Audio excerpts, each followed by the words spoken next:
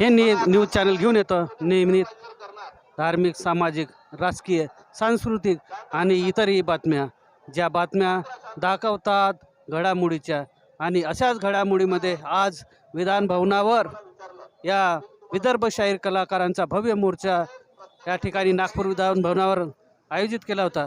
त्या निमित्तानं या ठिकाणी काही मार्गदर्शक आपल्याला या ठिकाणी उपस्थित झाले. त्यांनी या विषयी काय सांगतात आपण बघूया. सर, आपलं नाव काय? मी संजय डांगोरे, काटोल पंचायत समिती सभापती. खरं पाहिलं तर यावेळेच्या अगोदरसुद्धा आम्ही काटोल आणि नरखेड आणि इतर ग्रामीण भागामध्ये विदर्भ कलाकारांचे मेळावेसुद्धा आयोजित केलेले होते. आम्ही मागण्या केल्या होत्या सरकारकडे की या कलाकारांकडे लक्ष द्यावं, कारण की भारताची संस्कृती टिकवण्याची जबाबदारी खरं पाहिलं तर या कलाकारांनी केली. मग तो तमाशेगीर असो, भारूड करणारा असो, भजन करणारा असो, कीर्तनकार असो, अनेक प्रकारचे कलाकार या महाराष्ट्राच्या संस्कृतीला जपवण्याचं काम या कलाकारांनी केलं आहे. याला तटपुंजा मानधनावर जर ठेवायचं नसेल आणि आपली संस्कृती जर टिकवायची असेल तर यांच्या मानधनामध्ये वाढ करण्यात यावी. याला कलाकाराला एक सन्मानाचं जीवन जगण्याची एक संधी द्यावी, हीच मागणी आम्ही अनेक ठिकाणी केलेली आहे. आजसुद्धा या नागपूर येथे हिवाळी अधिवेशनामध्ये आज आपण इथे आलेलो आहोत. हजारो लोक इथे आलेले आहेत, हजारो कलाकार इथे आलेले आहेत. आणि खरं पाहिलं तर सरकारने याकडे लक्ष द्यायलाच पाहिजे. त्या कलाकारांच्या मागण्या पूर्ण कराव्या यासाठी काटोल भागातर्फे मी संजय डांगोरे यांना पाठिंबा देत आहे. धन्यवाद. बिलकुल, आपण ह्या मागण्या धरून ठेवत आहे.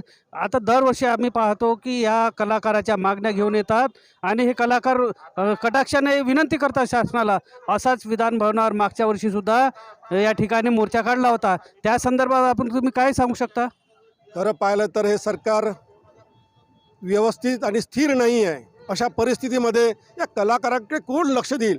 परंतु मी तुम्हाला सांगू इच्छितो, कलाकारांची जर एकी असली, संस्कृती घडवण्यासाठी जसा महाराष्ट्र घडवला तसा नवीन सरकार घडवण्याची जबाबदारीसुद्धा या कलाकाराची राहू शकते. या कलाकारामध्ये एक वेगळी शक्ती आहे आणि ही शक्ती जर या विधान भवनावर जर दाखवू शकतो, याचाच अर्थ यांचा विजय, यांना मानधनात नक्कीच वाढ मिळेल असं मला अपेक्षा आहे. बिलकुल सर, कलाकाराचं एक गायन म्हणजे 100 वक्त्याला मागे पाडणारं असतं. अशाच या मागण्या आपण या ठिकाणी धरून ठेवल्या आहे.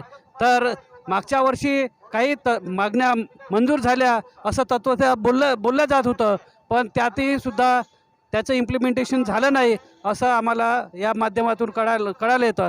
आज डेलिगेशनमध्ये आपण गेला होतात? नाही, मी नव्हतं गेलो, मी साईडला होतो. पण काही लोक आमचे गेले, कलाकार मंडळी, आणि ज्या काही मागण्या शिल्लक आहे काही झाल्या. परंतु जोपर्यंत डायरेक्टली त्या कलाकाराला मदत होत नाही तोपर्यंत आम्ही समजायचं कसं की मदत झाली किंवा नाही? निवळ घोषणाबाजीचं सरकार, घोषणाबाजीचं वृत्तपत्रातून, दूरदर्शनच्या माध्यमातून निवळ घोषणा करायच्या आणि या कलाकारांना दुर्लक्षित करायचं, हा प्रकार होऊ नये एवढीच एक विनंती या सरकारला आहे. या सरकारने या कलाकाराकडे लक्ष द्यावं. हा कलाकार माणूस घडवतो, देश घडवतो, असा या संस्कृती घडवणाऱ्या या कलाकाराकडे नक्कीच सरकारने लक्ष द्यावं एवढी माझी विनंती राहणार आहे. बिलकुल, हे आहेत काटोलचे सभापती सन्मान्य संजयजी डांगोरे साहेब. यांनी सांगितलं की या कलाकाराच्या मागण्या मंजूर झाल्याच पाहिजे आणि यांनी जो हक्क दिला, यांना कलाकारांनी आता हक्क दिला, तो दिला म्हणजे निवडणुकीचा 1 व्होट 1 व्हॅल्यू, हे बाबासाहेबांनी दिलेलं हक्क. आज कलाकारसुद्धा त्याचा काहीतरी फायदा करून घेणार आहे. आणि जर ह्या शासनाने ह्या मागण्या मान्य नाही केल्या तर खरंच पाठ फिरवल्या जाईल कलाकारातर्फे. मी संजय खांडेकर, BS4 न्यूजसाठी, माझ्यासोबत सूरजजी भिलकर. धन्यवाद. धन्यवाद.